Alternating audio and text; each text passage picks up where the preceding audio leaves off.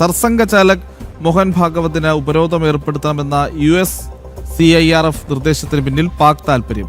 പാകിസ്ഥാൻ വംശജനായ ആസിഫ് മുഹമ്മദ് അധ്യക്ഷനായ US commission for international religious freedom കമ്മിറ്റിയാണ് ഉപരോധം ആവശ്യപ്പെട്ടത്. ഹിന്ദുക്കളെയും സിഖുകാരെയും പാകിസ്ഥാനിൽ ജീവിക്കാൻ അനുവദിക്കരുതെന്നടക്കമുള്ള ആഹ്വാനങ്ങൾ നടത്തിയ ഇസ്ലാമിസ്റ്റാണ് USCIRF അധ്യക്ഷനായ ആസിഫ് മുഹമ്മദ്.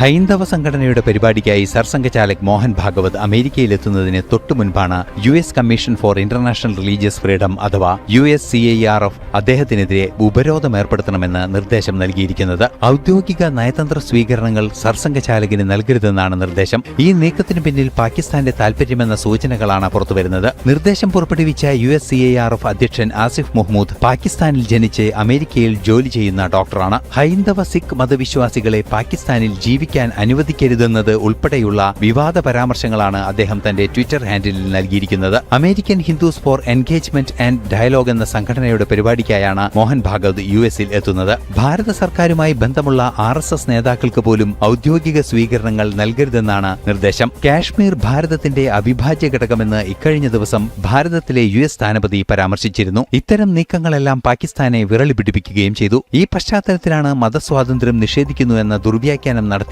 RSS നേതാക്കൾക്കെതിരെ ഉപരോധം ഏർപ്പെടുത്തണമെന്ന നിർദ്ദേശം നൽകിയിരിക്കുന്നത്. നിർദ്ദേശം നൽകിയ വ്യക്തി പാകിസ്ഥാനിൽ ജനിച്ചയാളെന്ന് സ്വയം പ്രഖ്യാപിക്കുന്ന സമൂഹമാധ്യമ പോസ്റ്റിൽ പാകിസ്ഥാൻ ഇസ്ലാമിന്റെ രാഷ്ട്രമെന്നും പറയുന്നു. തീർത്തും നിരുത്തരവാദപരമായ നിലപാടാണ് US കമ്മീഷന്റെ ഭാഗത്തുനിന്ന് ഉണ്ടായിരിക്കുന്നതെന്ന് വെളിപ്പെടുന്നതാണ് ആസിഫ് മുഹമ്മൂദിനെ സംബന്ധിച്ച് പുറത്തുവരുന്ന വിവരങ്ങൾ. ന്യൂസ് ഡെസ്ക് ജനം.